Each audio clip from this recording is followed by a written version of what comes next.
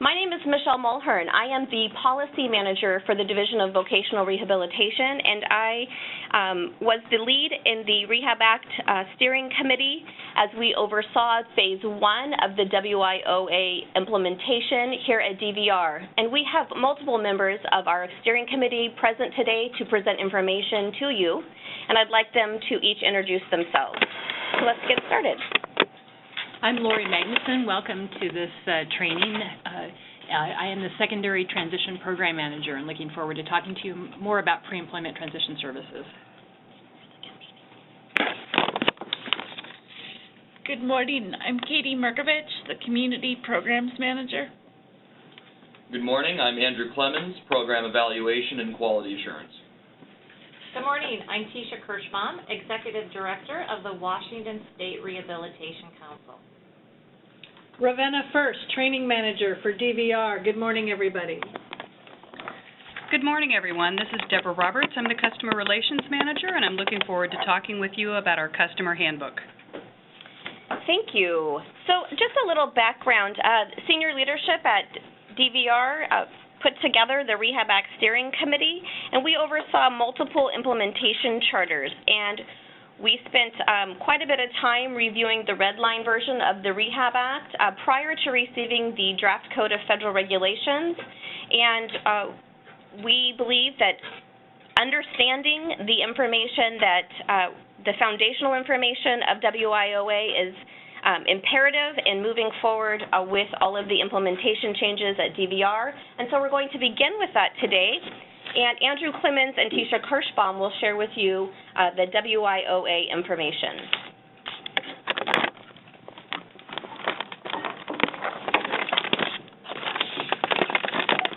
Thank you very much, Michelle. Again, good morning. I'm Andrew Clemens, and I'm joined by Tisha Kirschbaum. And we're here to talk a bit about the Workforce Innovation and Opportunity Act, and to begin presenting from what we're calling a 30,000-foot view, or a meta-level presentation. The goal is to familiarize everyone in attendance today with the overall architecture of the law, the programs it reauthorizes, as well as the many implications for those programs. This is Tisha. One of the reasons we really felt it's a good idea to start out almost any conversation we're having about WIOA is really looking at the big picture and then understanding where each person fits into that big picture. That's why we wanted to start out this stakeholder conversation with really kind of starting at making sure everyone has a good understanding of the Workforce Innovation and Opportunity Act. So that's our goal, is to provide that basic information. So, to jump right in, we want to look at the Opportunity Act in terms of its purpose or its intent. What does the Opportunity Act hope to achieve? It hopes to strengthen our nation's productivity and competitiveness by strengthening and developing skills within our workforce. And it also aims to, through stronger labor market engagement, reduce the reliance on public services and welfare benefits, things of that nature. So in short, it is the federal law that governs the public workforce system. Yes. So as it governs the public workforce system, on the next slide, we'll be able to see how the Opportunity Act aims to achieve its purpose. Some of the biggest changes include strengthening the alignment of the core programs, and we'll delve a little bit more into what those core programs are a bit later on. It aligns the core programs by combining planning requirements. For example, in years past, VR submitted its own state plan to the Federal Department of Education. Now that's changing significantly. Our state plan will become part of the operational elements of our overall workforce development system combined plan that will also include strategic elements developed by the Workforce Board as well as those core partners, and then submitted through our governor and then to both federal education and federal Department of Labor. So it really, when you think about the Opportunity Act, it really is all about collaboration and how do you take this very large system with many different moving parts and make sure that they're all pointed in the same direction and achieving that purpose of having a skilled workforce that meets businesses' needs. Mm-hmm. In addition to combined planning efforts, the law challenges us to move forward with common performance measures. That affects VR very specifically in that the previous legislation, the Workforce Investment Act, had a unique set of what were called standards and indicators that were given to us by the Rehabilitation Services Administration. The Opportunity Act retires those standards and indicators and replaces them with a common set of measures that apply to every core program in workforce development. The law also specifies a new vision for the one-stop centers that really focuses on providing meaningful training and job placement services, among others, for individuals with barriers to employment. The Opportunity Act increases coordination and collaboration at federal, state, and local levels. That includes a new emphasis on local planning efforts at local workforce development councils. It also asks us to streamline our service delivery systems and prioritize business engagement. The Rehab Act specifically goes as far as to identify business and individuals with disabilities as dual customers, or a dual customer model. On the next slide, we'll be able to talk a bit about who those core programs are. Now, the core programs themselves did not change with the Opportunity Act. So both under the Workforce Investment Act of the late 90s and the Opportunity Act, these core programs have remained the same. They are the adult, dislocated worker, and youth programs covered under Title I-B of the law. Those are authorized and funded through the Federal Department of Labor. Title II of the law is the Adult Education and Family Literacy Act, also known as Adult Basic Education Programs, or ABE programs for short. That's reauthorized under Title II of the Opportunity Act. The Wagner Peyser Employment Service, another Federal Department of Labor program, is reauthorized under Title III, and the VR program is reauthorized through the new Rehabilitation Act, which is included as Title IV of the legislation. Here in the state of Washington, that includes the Division of Vocational Rehabilitation, as well as the Department of Services for the Blind.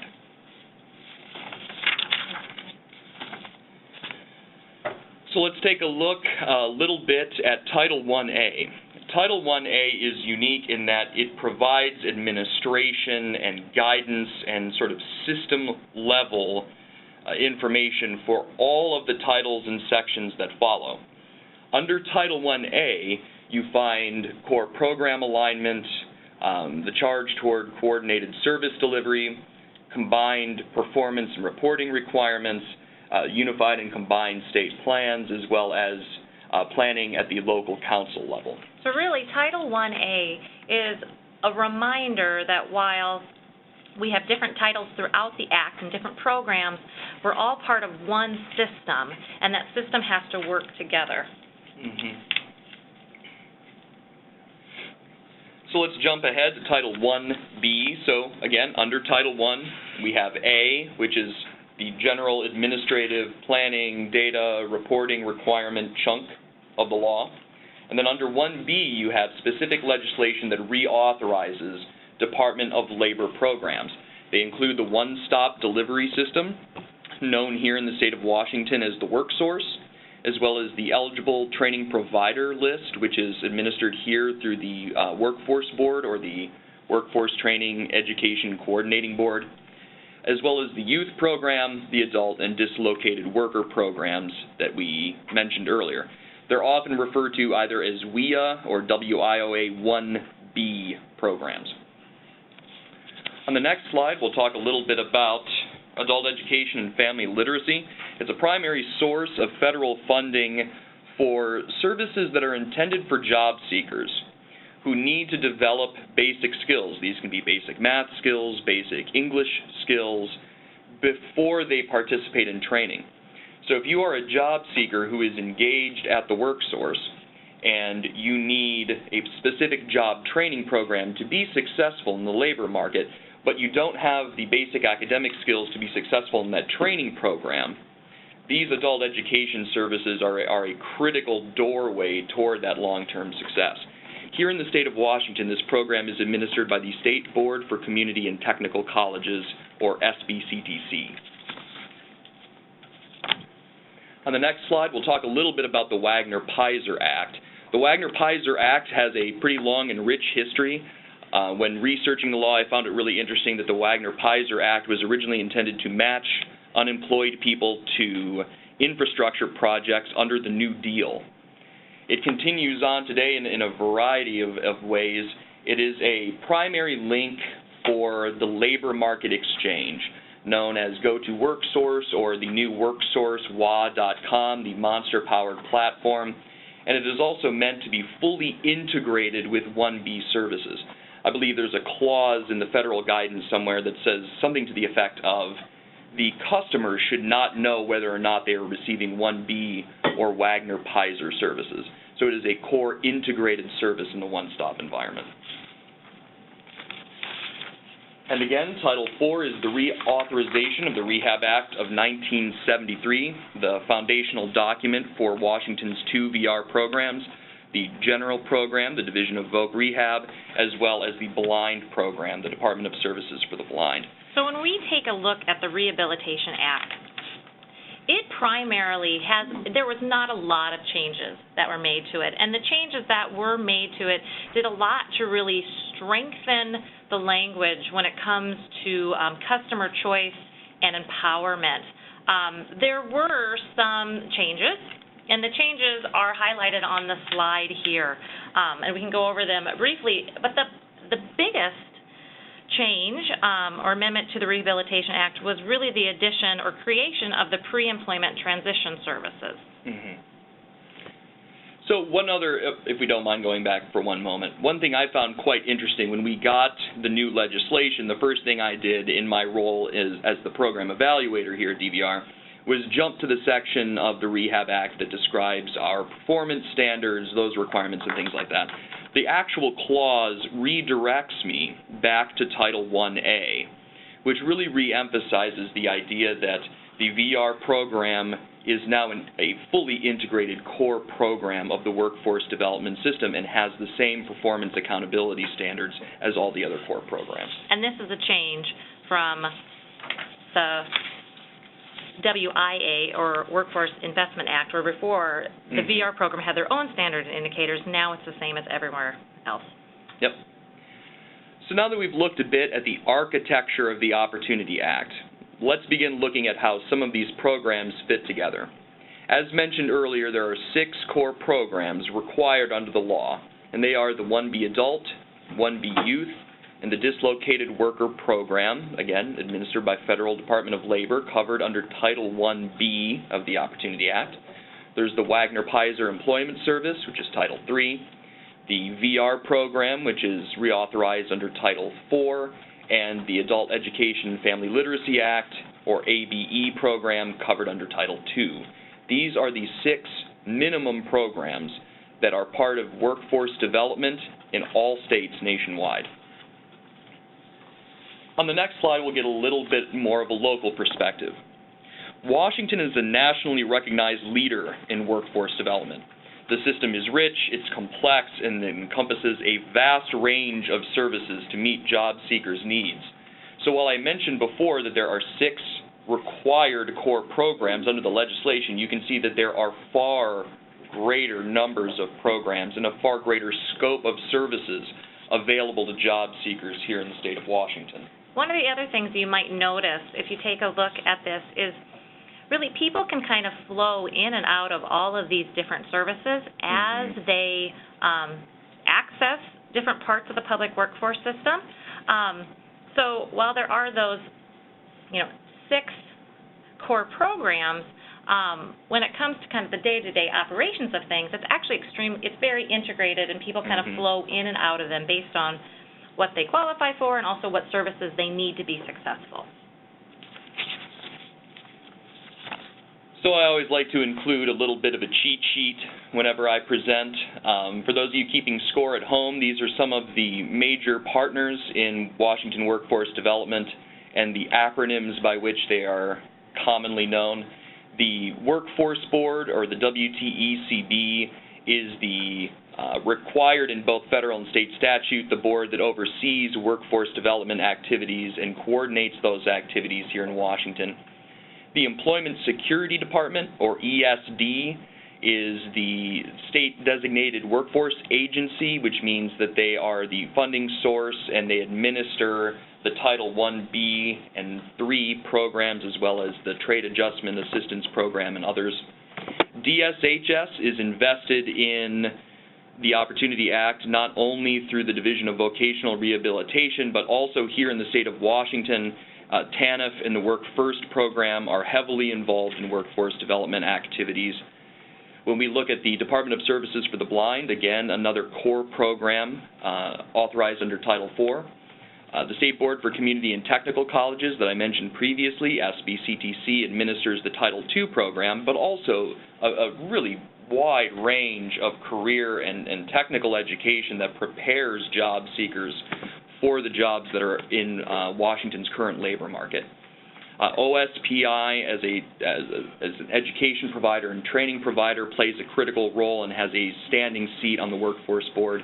Labor and Industries, their apprenticeship program, as well as others, and the Department of Commerce. This is hardly an exhaustive list. There are many other critical partners. As I'm looking at this, one that pops off into my head right away is the Department of Corrections plays a very active role here in the state of Washington. So when we talk about the fact that the public workforce system is complex and rich, this is an example of what we are talking about, and the fact that when you think about the Opportunity Act, there is such a stress on collaboration, and this would be an example of why that collaboration is so important. Yes. So if you're interested in exploring this further, the Workforce Board maintains a wealth of really useful resources. It is intended for workforce development professionals. You can see there is a development directory as well as a topical index. There's a workforce development matrix which shows the programs covered under workforce development, their funding sources, the number of people they serve, a lot of really useful information. Because it is so easy to navigate, I also think it could be potentially a very useful resource for job seekers as well, as they begin to navigate what programs may be most beneficial for them, what programs they may be eligible for, and so forth. Speaking of the wonderful people at the Workforce Board, those of you that attended the Combined State Plan forums will recognize some or all of these slides. I've shamelessly stolen them from our colleagues at the board because I think they're an excellent resource in terms of starting to wrap your head around our strategic direction. After the Opportunity Act was passed, Governor Inslee reauthorized the Workforce Board and gave workforce development here in the state of Washington 3 very specific charges. The first is to help more people find and keep jobs that lead to economic self-sufficiency, with a focus on disadvantaged populations. This first charge is absolutely in line with a key focus of the overall legislation, which really does prioritize services for individuals with barriers to employment. The term individuals with barriers to employment is called out repeatedly within the Opportunity Act, and it's important to keep that in mind when you think of the purpose of a really strong public workforce system. Governor Inslee's second charge was to close skill gaps for employers with a focus on in-demand industry sectors and occupations. As the core partners have worked with this charge and have begun to understand it better and begun to better understand the road ahead of us, we've really begun to see that the first and second charges are closely linked. We do not want to, in the words of a colleague, embroider our state workforce. Our goal is to make sure that every Washingtonian, regardless of their background, regardless of their barriers, has the ability to seek services and to engage in services that lead to long-term success, meaningful work in in-demand industries. Governor Inslee's third charge, which is critical, is to work together as a single, seamless team to make this happen, which also falls in line perfectly with the intent of the Opportunity Act, that all of these programs that provide different types of services to job seekers can begin to coordinate their efforts to strengthen our economy and our workforce. Over the past year or so, the core programs of workforce development, as well as all of the other programs of workforce development, have been working together to identify specific issues and to help develop priorities. These priorities were adopted by the Workforce Board this summer and are listed here on this slide. The first is integrated and streamlined customer service. The second is strengthened business engagement. The third is to create an accessible and technologically savvy system. And fourth is to implement a next-generation performance accountability system. So we're going to highlight a couple of those and speak to them briefly. Two of the priorities that we're going to delve into in a little bit greater detail are technology and accessibility, as well as business and engagement. Currently, about 5 to 8% of Washington businesses engage the public workforce development system, and that is system-wide. So all of the programs engage about 5 to 8% of the businesses. When we asked businesses about their experience using the system, they commonly reported that they were contacted several times by various programs. It seems that we have the same small Rolodex and that we're sort of passing it around to all of our partners. In order to broaden our reach and in order to provide a more valuable service both to businesses and, of course, to job seekers, we're having a serious new look at best practices around business engagement and around how we can implement those best practices here in Washington. The major priority is a single point of contact focused through the local Workforce Development Council. And again, this is based on best practice. So that will mean coordinating engagement between each of the core programs, DVR being an example, the vendors that serve these programs, the job seekers, the WDCs, and the businesses in that local area.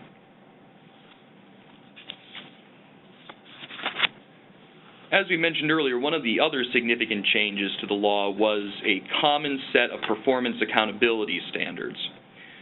There are 6 primary indicators of performance that are included in the Opportunity Act.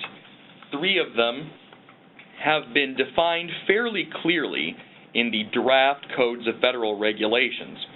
Items 4, 5, and 6, on the other hand, still require a bit more clarification before we're able to move forward.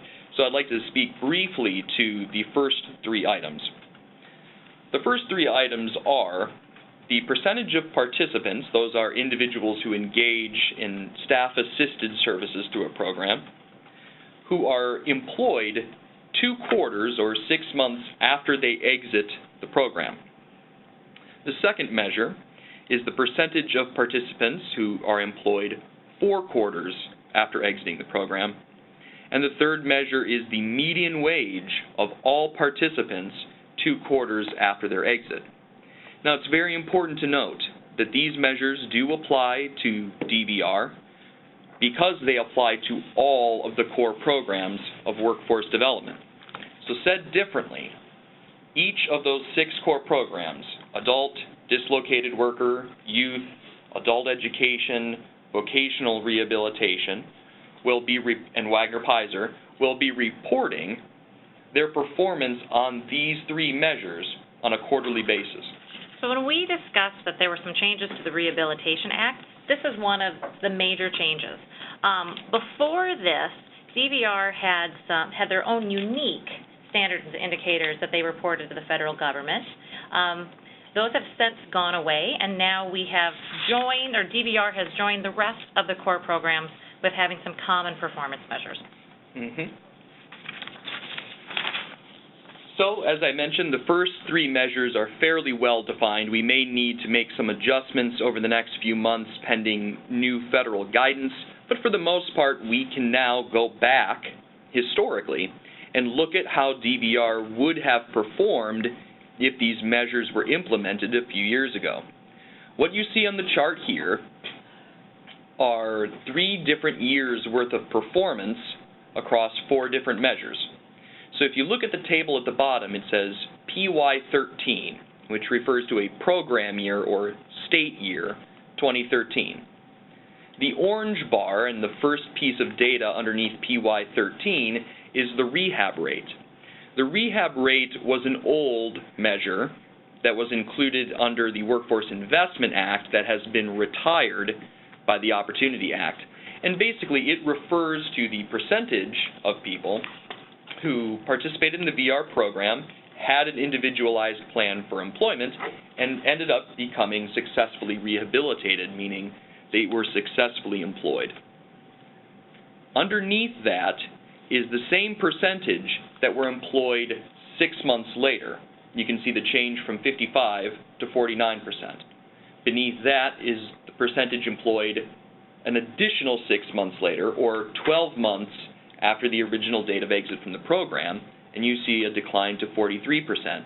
Beneath that are the median earnings of all of the participants who were employed 2 quarters after. So as you then look across the years, you can see that DVR's performance on the rehab rate improved. And in many ways, its performance on the other measures did as well. There is a decline when you look at those retention measures. So there are people that are working at the time that they exit that aren't working 6 months later or a year later. When I was sharing some of this information with colleagues at a conference that includes many, many states from across the country just a few months ago, a lot of those colleagues were discussing performance in the 30-35% range on these retention measures, and were actually quite pleased with those numbers. So I was really happy to look that, although no formal report has been published, that DVR performs very strongly on these retention measures. There's certainly room for improvement, but we do think that we're going to be very successful under WIOA. So when you look at the Opportunity Act, some of the other words that, some of the phrases that you hear again and again is meaningful attachment to the labor market. So if you look at these common performance measures, they're saying, so a year, 6 months after someone leaves services, a year after they exit from services, do they still have that meaningful connection to the labor market? Mm-hmm. So as we take a look at the last slide in the Opportunity Act meta-level portion of today's proceedings, I would like to take a moment to discuss the 2 other major priority areas adopted by Washington Workforce Development. One is integrated service delivery. There has been a lot of tremendous work on that, and it is an expansive topic and one that I think would be best addressed perhaps at a follow-up date or a later date, so that the actual subject matter experts can really share the incredible work that they've done. The other, building an accessible and technologically savvy system, I would like to share my gratitude with Mark Adrian from Services for the Blind, as well as Eric Wolf at the Workforce Board, who have led a really remarkable and very well-attended and coordinated effort over the last several months. Their efforts have yielded a standing committee at the state level that will address barriers to accessing the one-stop centers and workforce development services, as well as local committees that will do the same. And as part of the annual reauthorization of one-stop centers, a thorough assessment of accessibility and barrier removal issues will be conducted. I think that is a tremendous step forward for our system, for not only individuals with disabilities, but any job seeker that experiences barriers to accessing services. So again, I would like to thank both Mark and Eric for their really, truly remarkable work on this. So to wrap up, from our perspective, the Opportunity Act provides greater access to resources, greater access to our partners, that our customers will experience a greater range and greater success in terms of their pathways to employment, higher wages, better careers, higher wages, sustained labor market participation, and we are very, very positive. We do feel like DVR and our partners will thrive under the Opportunity Act. Right. One of the things that I continually think about is this is a massive system with a wealth of resources, and how can we ensure that people living with disabilities have access to those resources so that they can achieve their employment goals. Thank you very much. Great. Thank you, Andrew and Tisha. I just wanted to remind everyone who's participating today to submit questions directly to Deborah Roberts. You are able to do that. If you send a message to Deborah Roberts privately, she'll be able to respond to you. If you need to send a message out or a question to the whole group, please feel free to do so by clicking on chat and send to everyone, and we will be able to see your question. Again, we are capturing those so that we can address them at the end of today's presentation. We just noticed that a few folks had their hands up, quote unquote, and we wanted to ensure that you were clear to be able to post that question to us. So as we move forward, we want to talk about how WIOA impacts services to our customers at DVR, keeping in mind again that the Rehab Act was reauthorized within the WIOA legislation, and this is phase one for DVR. We have more to come. We know that these are just the beginning. These improvements are just the beginning to our service model, and we know that by focusing initially on these, we aim to improve long-term labor market attachment and capture our customers' momentum. So initially, we focused on pre-employment transition services, moving folks to individual plans for employment within 90 days, and an emphasis on customer-driven plans. And I'm going to hand off to Lori Magnuson, who will speak to you about the pre-employment transition services. Lori? Thank you.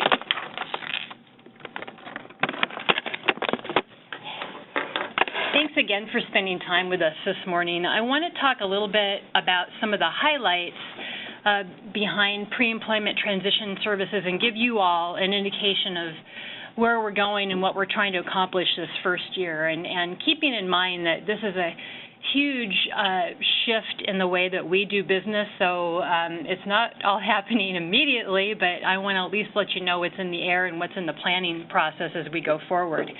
So as you see on this first slide, overall I would like to give you a sense of what we're reading in the Rehab Act as the intention between pre-employment services, and I want to just even call your attention to that word pre-employment for starters.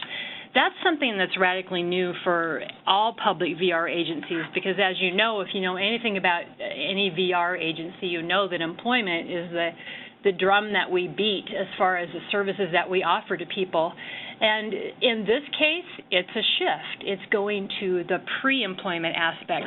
Because the feds, and I'm guessing probably the vast majority of you on this call know that there is a major gap between services for students with disabilities when they're in school, they get those services, and then when they transition over to adult services or to the adult world, there's often a gap, or some people even describe it as a cliff that students fall through trying to learn how to access adult systems. And even in this state, our partners at the Center for Change and Transition Services have talked about the fact that not even 25% of students who have individualized education programs and who leave high school, only about 25 or 26% of them access any sort of services after they leave school, and that includes DDA, DVR, any other service providers that can help them make that transition successfully. So it's a really big deal, and the feds are asking VR to radically change its focus. I want you to notice that very first phrase there on this slide where it says early start at job exploration, especially in this state, as I've talked to people around the field and both field staff and providers and families, I hear that we often have only started to work with students with disabilities in their second to last year or last year of school, and oftentimes that means that these are people who are in 18 to 21-year-old programs, and so we start talking to them when they're 19 or 20 or 21. That's changing. That's going to be changing. I think in 3 years, as we implement all these changes and they get more solid, you're going to see that kids are exploring job opportunities a lot sooner than that, and that's what we're looking to focus on. And then the other thing that I want to draw your attention to on this slide, where it says eligible/potentially eligible students, that blew my mind when I read that in the regs. this is saying that we can spend our money and our resources on people who may never, ever become actual clients of public VR.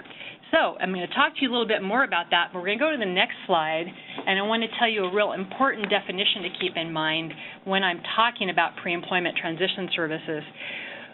We've been asked to set aside 15% of our operating budget, and that's every public VR agency nationwide, to focus on pre-employment services for students with disabilities. So that's that first group up there on this slide. Those can be as young as 14 if they have a transition-based IEP, all the way up to 21, or if they turn 22 when they're still in their last year of school, that's fine as well. But the really important thing to keep in mind is these are students who have either IEP, school-based IEP, or Section 504 plans. Now, it doesn't mean we're not going to serve and aren't continuing to serve youth with disabilities. Certainly, there are people who don't fit those IEP or 504 categories, and they are important as well. But right now, the big pressure on us is figuring out how we're going to get 15% of our budget spent in a fiscal year, each fiscal year. So that's why I'm talking mainly about students with disabilities. So the feds are asking us, and you'll see this on the next slide, to focus particularly on 5 direct services as part of providing these. The feds call them the 5 required services. So you'll see those 5 there, and most of us on this call are employment and rehabilitation professionals, and none of these are shocking points or radical in themselves. They make a lot of sense. They're what everybody goes through as they're looking at developing skills to live in the adult world. So in the next 5 slides, I want to talk a little bit more about those 5 required services, starting with job exploration. And these are not in a particular order. They just are listed in the regs. So I'll just touch on them. Job exploration, as you can see on there, this list is not exhaustive, but the feds are asking us to work with kids on exploring possibilities. You know, it's that question many of us get when we're 10, 11, 12, 13 years old. What do you want to be when you grow up? I'm curious if many kids with disabilities get asked that question. I think often we look at the disability and we don't think about that sort of future. So we're being really tasked to start exploring and helping kids explore even earlier. The next slide talks about work-based learning. This is in itself the biggest indicator of employment success for students with disabilities. Actually, for anyone, disability or not, once they get out of school, is what have they actually done? And this just underscores the importance of starting earlier and not just waiting till the second to the last or the last year of school to start focusing on this. Because kids need to know, A, how to get to work on time, how to dress okay and have good grooming, how to problem solve on the job. And you can't just get all that just all in a one fell swoop. It's got to be something that's built on through the years as kids are in school. The third category is, again, goes hand in hand with that, is the workplace readiness training. And, you know, I'm certain you're all familiar with the idea that people don't lose jobs typically because they can't do the jobs. It's because they can't get along on the job. So, again, these are helping kids develop some of those skills and also the independent living skills they need to be able to get to work and maintain employment. The fourth area is self-advocacy instruction, and this is pretty exciting. The feds actually directly mention mentoring by peers working, as it says on their competitive integrated employment. I know there are lots of exciting programs nationwide that focus on peer mentoring. I didn't put this on the slide, but it also talks about helping people learn person-centered planning. So I know we tend to do that a lot with people who have developmental or intellectual disabilities, but this is really exciting to think about expanding this to all students with disabilities, people with specific learning disabilities, emotional behavior disorders, people who are deaf or hard of hearing. It's the whole population of IEP and 504 students. So that's exciting in itself. And last of the 5 required is helping kids explore what's out there after school. I look at this as 2 different strands. One is helping them understand what training and vocational and higher ed opportunities they might want to explore, but also any post-secondary transition programs that are out there available for kids. We're also being asked to give individuals information about that. So now the important part, of course, is the money. How are we paying for all this, and where is it going? Again, I want to emphasize that only students count toward this 15%. And as you can see, in that third point there that I didn't actually number, it says DVR's current average spending in the last 3 years or so, we've spent about $1 million a year. 15% of our operating budget, our federal operating budget, is $7 million a year. So as you can see, it's a good problem to have, but it's also a challenging problem to have, because it really is asking us to think about new ways to get these services out there.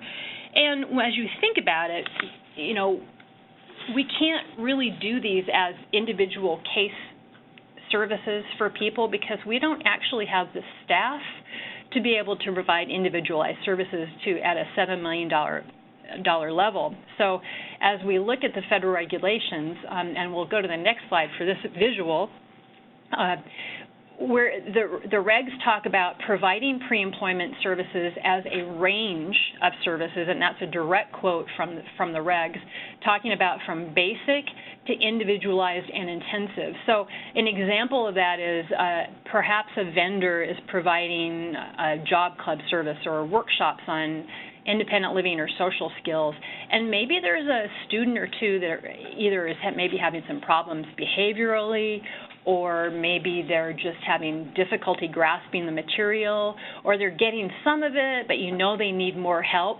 As a vendor providing those group services, the expectation is you would say to that person, hey, you might be a great candidate for more individualized services from DVR, so let me give you some information about that.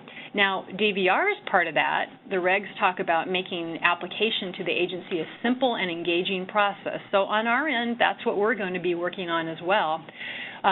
When a student does get referred and their case gets opened, what I'm envisioning is that they can still participate in any group services that are being funded in their community, but also work individually with a rehabilitation counselor to strengthen, to purchase services individually, or to do some individual rehabilitation counseling to help really bolster that person's participation in the group and also help enhance their skills as well. The next slide talks about something that we have to do, and I'm excited about this because it really puts teeth to truly making these services a continuum and closing that disability gap or bridging the cliff between school and adult services. Is we have to do this work in collaboration and in coordination with schools. There are a couple things there that we're working on. One is the regs are very clear, and they say this in a number of places, that we can't replace what schools are already doing. So if a school has a really wonderful transition-based program funded, under IDEA or following IDEA, which is the Individuals with Disabilities Education Act, if they're doing IDEA work, they can't say, oh, DVR has a lot of money to spend, we'll just shut down our program and let them provide it. The idea is to partner with them to enhance what they're already doing and focus it more on adult employment and going forward in that way.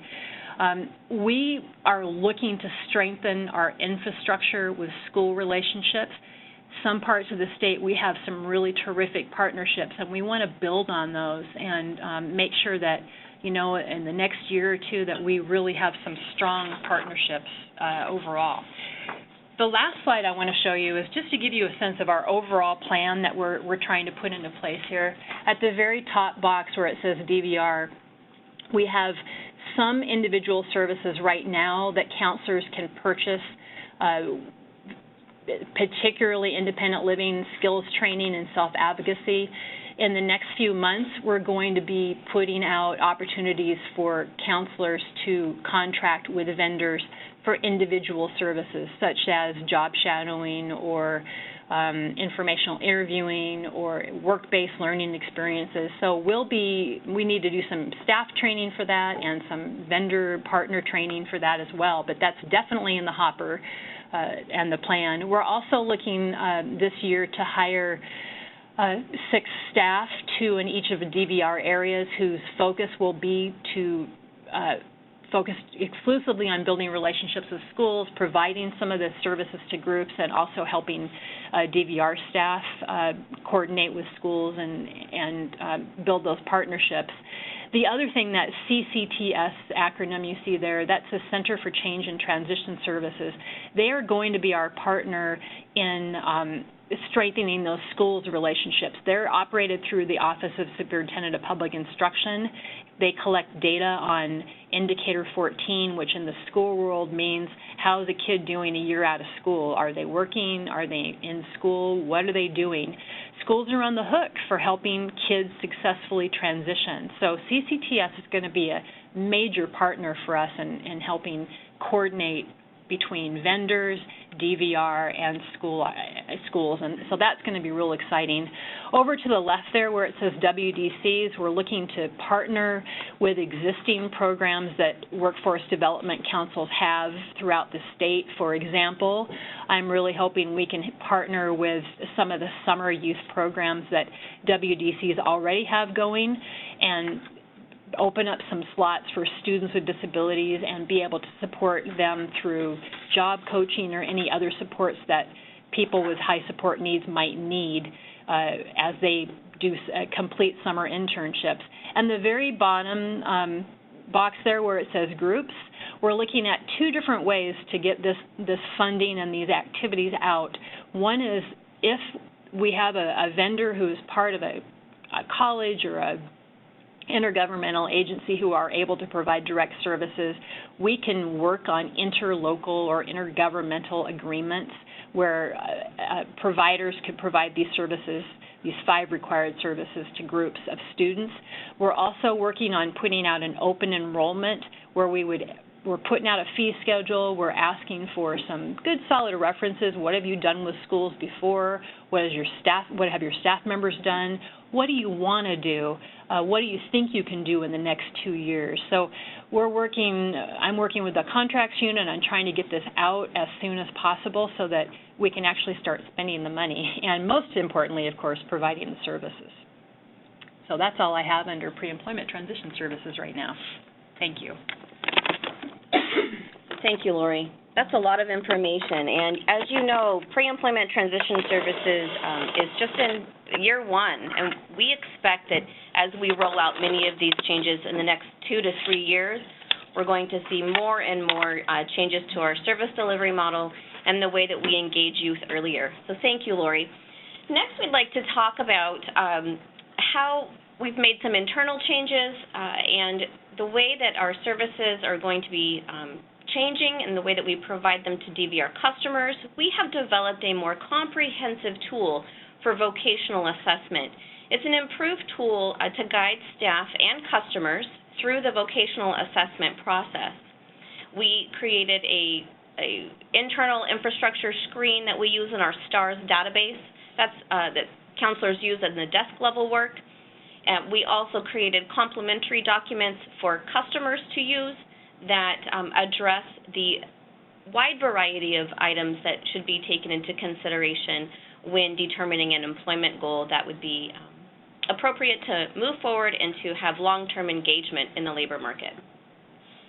We also look to identify the way that we could ensure that based on the new regulations that individual plans for employment were developed within the 90-day time frame. Now, keep in mind that states across our nation have been putting individuals into plans for employment within 90 days. In fact, DVR has almost, I think, over 50% of our customers go into plan within 90 days. We have a guideline. We'd had a guideline in the past of 120, but the law now tells us we need to do that within 90 days. But we do have the ability to extend the time frame. So we also developed the process in which to extend the IPE development time frame. We also have a new emphasis on customer-driven IPEs. Those are individual plans for employment. We have a new customer handbook that Deborah Roberts will speak to you about later today that includes key information for customers, definitions of services, and tools to empower the customer through their plan development.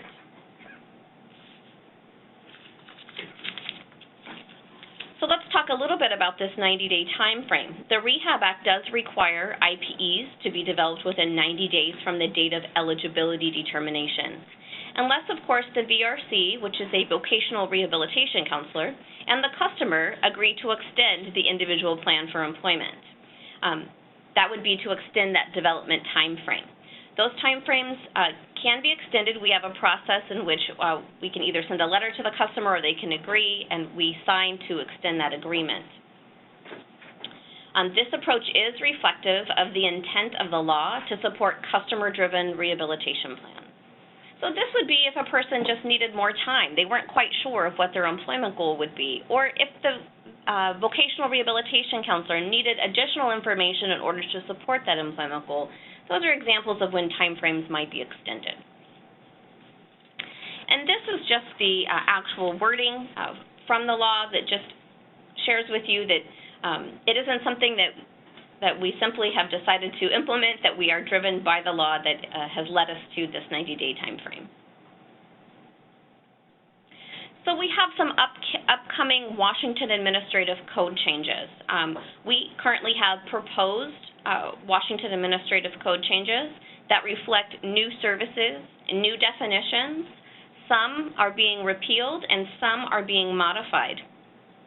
After we reviewed the draft Code of Federal Regulations, we decided, and as the policy manager, I looked over many of the recommendations through the CFRs and went to align them with our proposed changes and realized we needed to hold on making those final until the first quarter of 2016.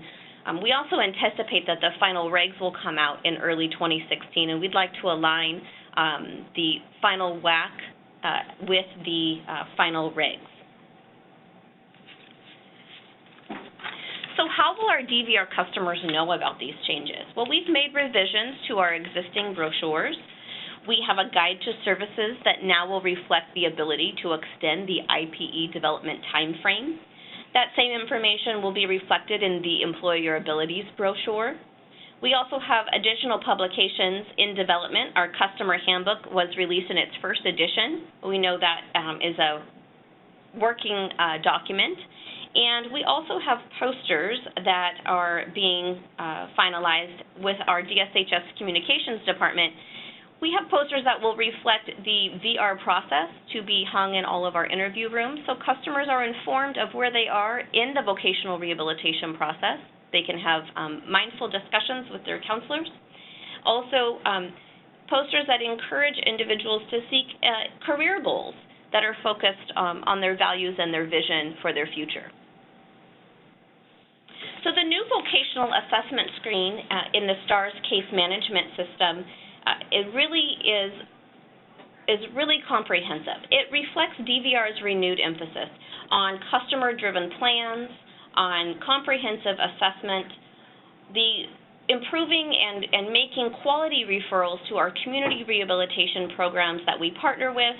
We've embedded a checklist to ensure that certain items are completed prior to a referral so that we can ensure that when someone is being referred for job placement or retention services, that they are a solid referral for our partners. We look to improve that long-term labor market attachment through a comprehensive vocational assessment to make sure that everything aligns before we move into employment.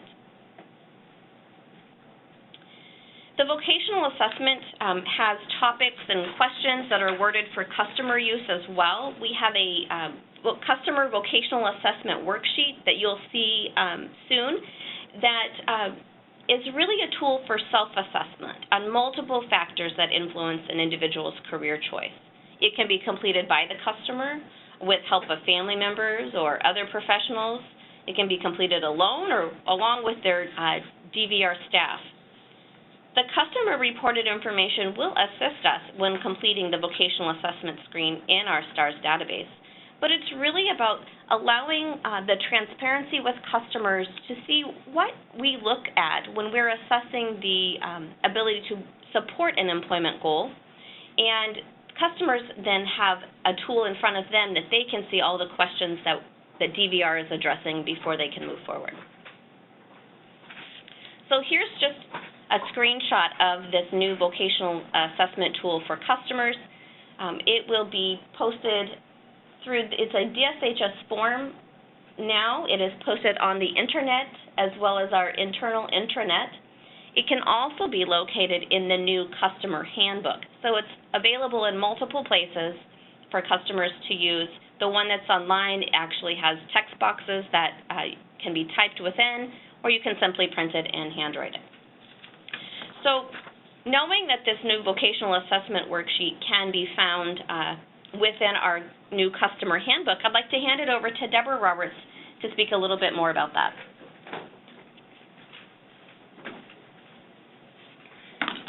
Thank you, Michelle. And thank you all for hanging in with us on our WebEx today. I know this is a lot of information, but we value your partnerships and appreciate you attending. So the Customer Handbook is a way that we worked to increase customer awareness about our services and resources that might be available to them. It includes additional tools to assist customers, and it really enhances customer choice through providing them information. One of the key facets of the vocational rehabilitation program is providing informed choice to customers. Informed choice doesn't mean unlimited choice, but it means the ability to have key information about services that might help them in their rehabilitation plan and helping them understand what those services might be. The Customer Handbook also provides some intuitive tools to support field staff in their vocational assessment process.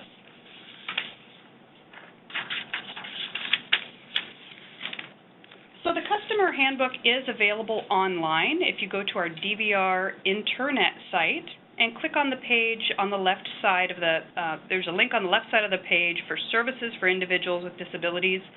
You'll come to the main page that has resources for customers. And at the bottom of the first set of bullets, you'll see a link to the Customer Handbook. You can click on that. You can also go to the DSHS Publications webpage where you can print any DSHS publications and order actual printed books through the Fulfillment Center if you're interested in getting copies that way. So DVR looked at developing this handbook over the last 6 months or so by conducting research in best practices in other states with what they were doing for their vocational assessment process. While we were doing this research, we realized that some other states were very transparent with the information that they provided to customers. And we took a look at our information. We also took a look at some of the surveys that we've had with customers, some of our forums that have been done through the Washington State Rehab Council, and gathered that information to see how could we supplement the information we were already providing to customers. So we developed the handbook based on a review of best practices. And the handbook, as I mentioned, increases transparency, provides key information. One of the things that's really interesting is that it has service definitions. So one of the things customers always ask DVR is, do you have a menu of services? How do I know what is available to me? This handbook has a complete list of services that comes right out of our Washington Administrative Codes. Now, as you know from working with mutual customers, not every customer is going to need or qualify for every service, but it does help them to know what might be available to them because they have individual needs that we might not know about, and so they can advocate for themselves. We wanted to share this information with them. The handbook also has some really interesting tools to empower customer development of their own individualized plan for employment. It has the Customer Vocational Assessment Worksheet, which you already saw. It also has a Customer Employment Plan Worksheet, and this is a worksheet that is a complementary document to help in the development of that plan.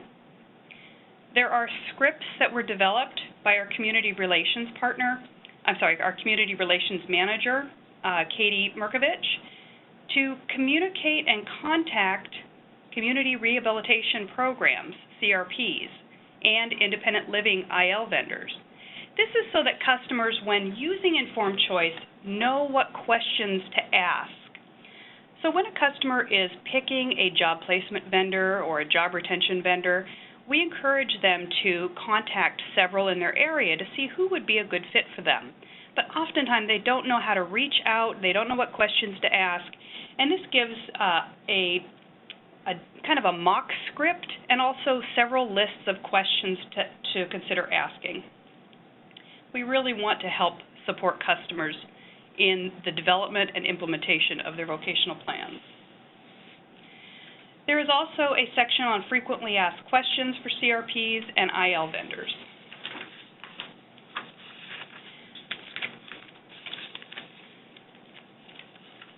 So at this time, we are going to hand the presentation back over to Michelle and move into our question and answer section.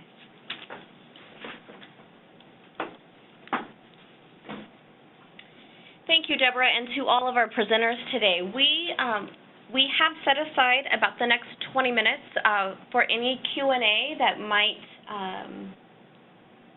take place. We're looking for questions from our members, our participants today. I know we've received a couple of questions, one in particular that we'd like to address, and let us just take a minute to read through the question, and then we will be able to provide an answer. One moment, please.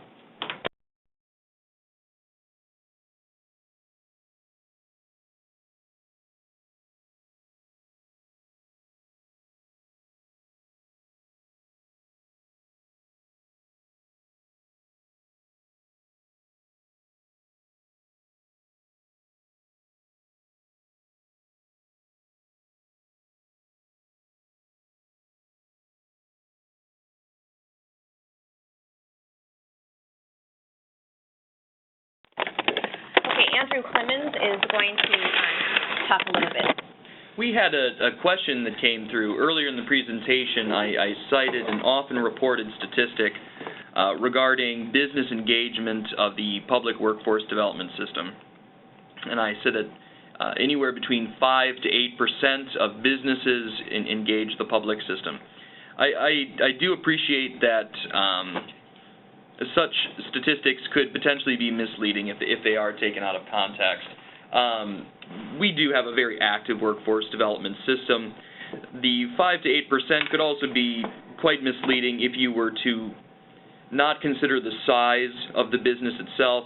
You know, for example, if the system were to engage employers such as Boeing or Microsoft, the Providence Health System, University of Washington, or federal, state, county, city governments, we would be discussing a significant percentage of our state's overall workforce, but perhaps not covering a significant number of individual employers.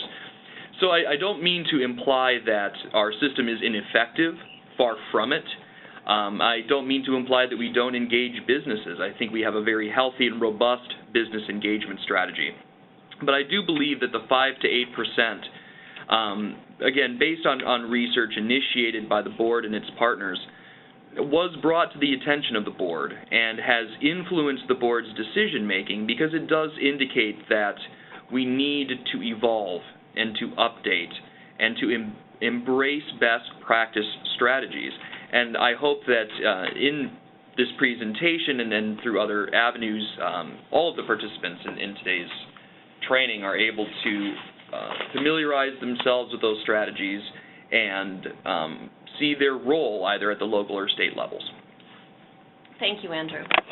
We had a participant who was trying to locate the DVR customer handbook, and so Deborah Roberts is going to actually share her screen and be able to walk everyone through the steps of the accessing it through the DVR website.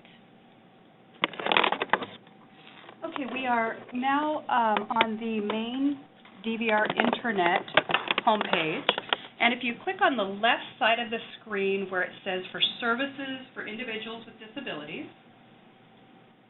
it takes you to the next page, and then you'll see here welcome to the DVR web page and a list of bulleted items.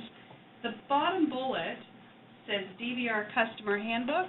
If you click on that, then it opens up a PDF. Now, we recognize that this is a very long PDF. It's 100 pages. So even if you printed it double copies, you'd probably be spending a long time at the printer. And we're happy to provide you with printed copies if you order them through the Fulfillment Center. If you don't have access to that, then you can send me an email, and I'd be happy to send you out one when they're available. Thank you, Deborah.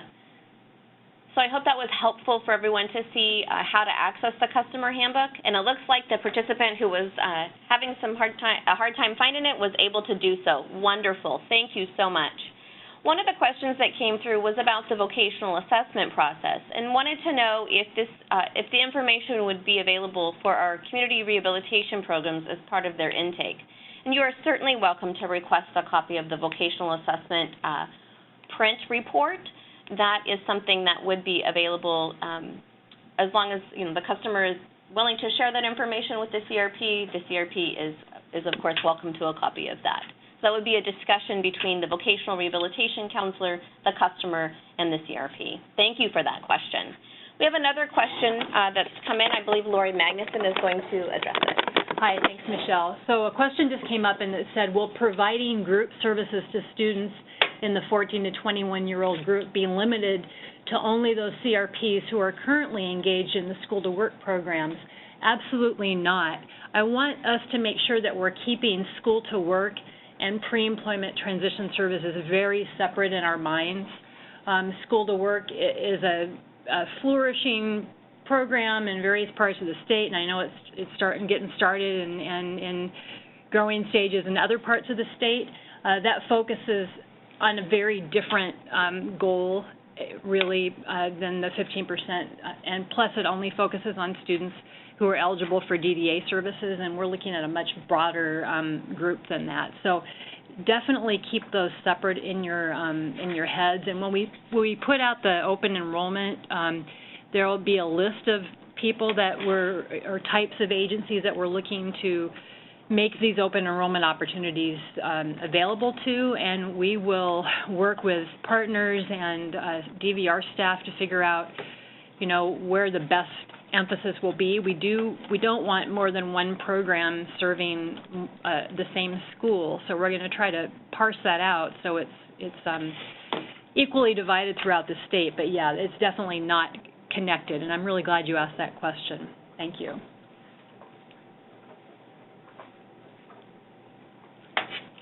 Thank you, Lori. We have another question that's come in regarding what is the framework for WDC partnerships? Those are Workforce Development Councils.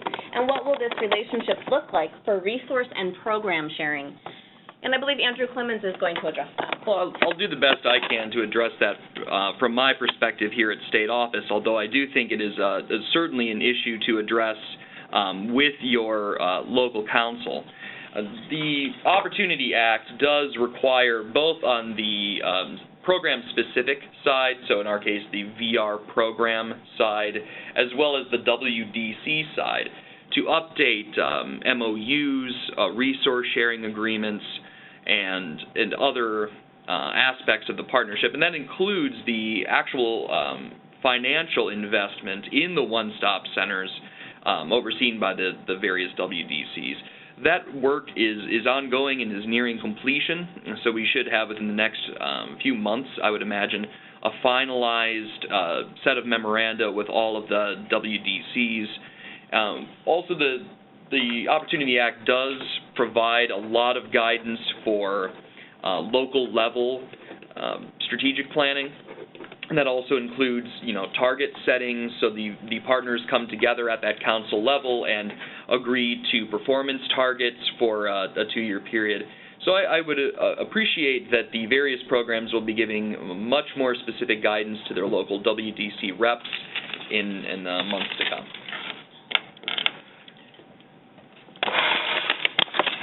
Thank you, Andrew. We have another question that's come in that says, can CRPs use the DVR vocational assessment as our assessment tool? Currently, we have to do vocational assessment, and often our clients come to our employment services program before going to DVR. as we often provide pre-employment before DVR. If we use the same tool, there would be less duplication of services. I just want to seek some clarification. I want to make sure that there's not a confusion between a community-based assessment and a vocational assessment.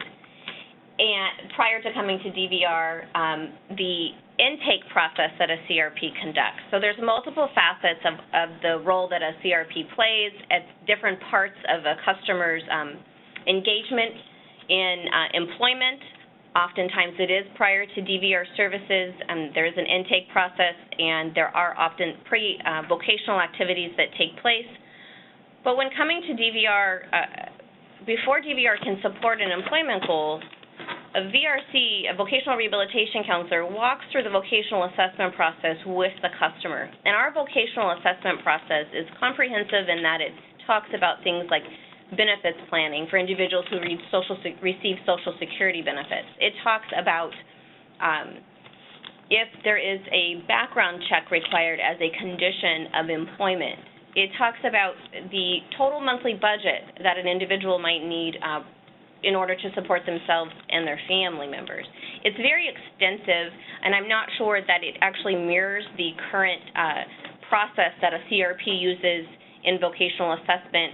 And that I don't know if there's, because I can't tell from the question if there's confusion between assessing an individual's work skills versus our vocational assessment process in order to support an employment goal. Katie, do you have more to add to that? I was just going to say that, or is it kind of the confusion for us on this end is, are you saying that perhaps the intake process as part of, you would be with the customer and the VRC's approval and consent, be able to get the copy of the vocational assessment to be able to kind of answer questions you may have been thinking regarding the needs of the customer, and that's great, but it wouldn't replace the internal intake process that the CRP would conduct. So, the forms that the CRP would still complete as part of providing services for to a DVR customer. But yes, the vocational assessment could be, with consent, released as part of getting to know the customer and the customer's unique needs.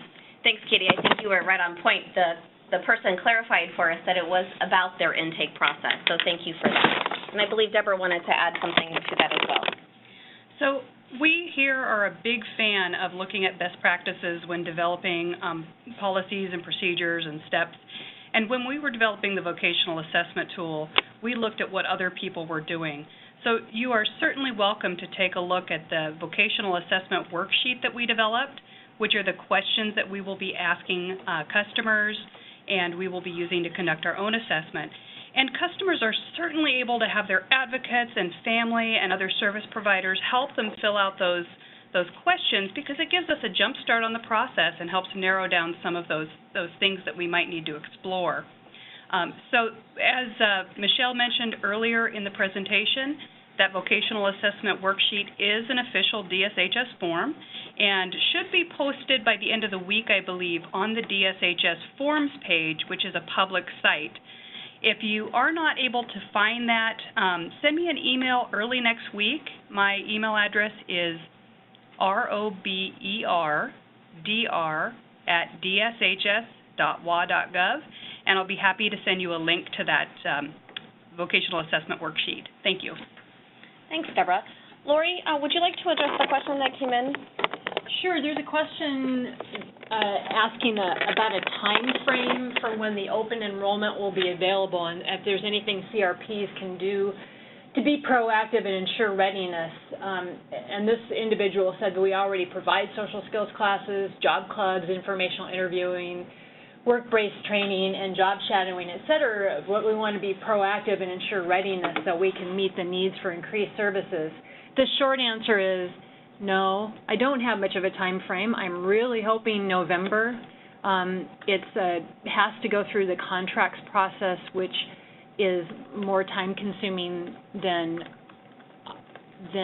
a lot of things.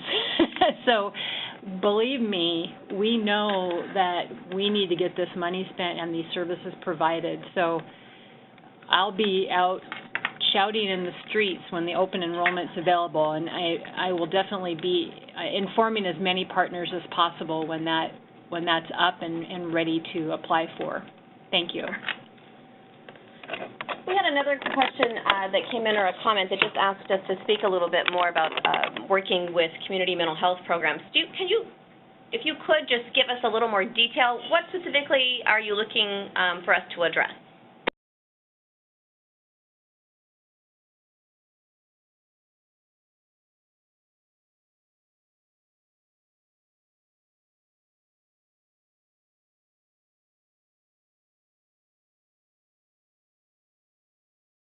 Waiting for that participant to clarify for us. If you have additional questions, we are watching our screen, our chat fields, and we are welcoming all of your participation as we're getting close to about the last 5 minutes of today.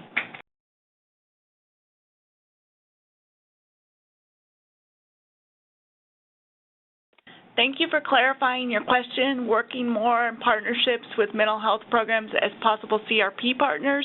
There is the open enrollment form for CRP available on our DVR Internet for contractors that any potential partner could complete the open enrollment, and if a person had questions regarding the open enrollment document, they can always contact me, Katie Mergovitz, Community Programs Manager, for support with that.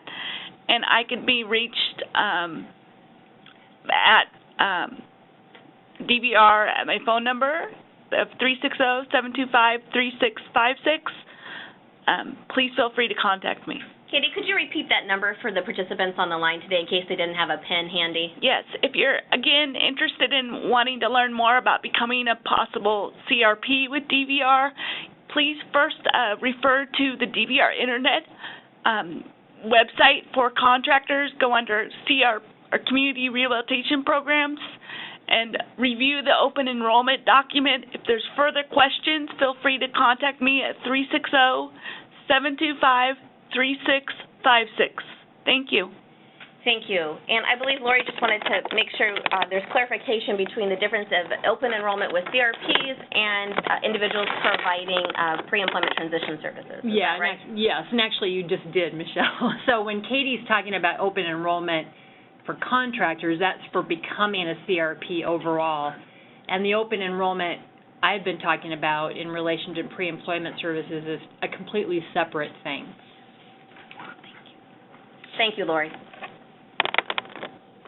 So we're nearing the end of today's webinar. We're going to just hold tight for the next few questions that might be coming in. And so please continue to send them. We've got about 2 minutes left.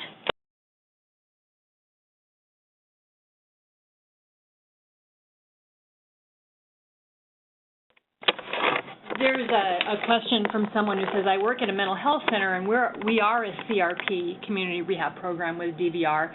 We already provide pre-employment services for adults with serious mental illness.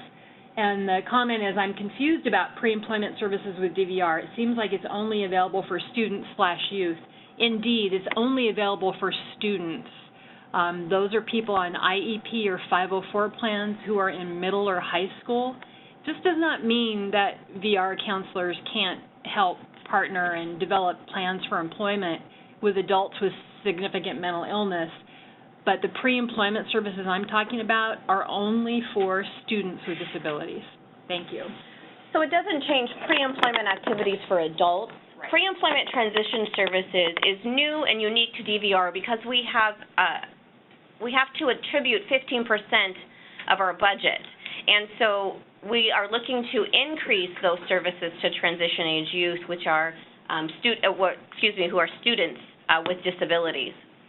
So if you're providing pre-employment job club services to adults with mental illness, that pre-employment transition services does not impact you.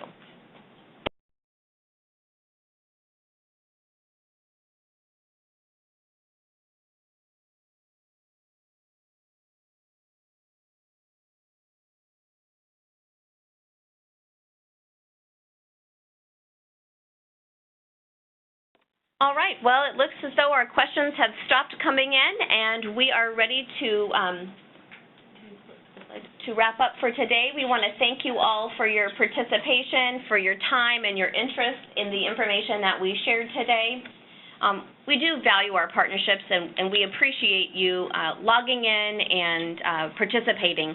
It does make the Q&A portion of our presentation more exciting when we do get questions. We have one final question, and I don't want it to go away before the end of today's session. So, Lori, could you address that one? Sure. Someone's asked, can you explain where to find the Youth Pre-Employment Transition Open Enrollment Form?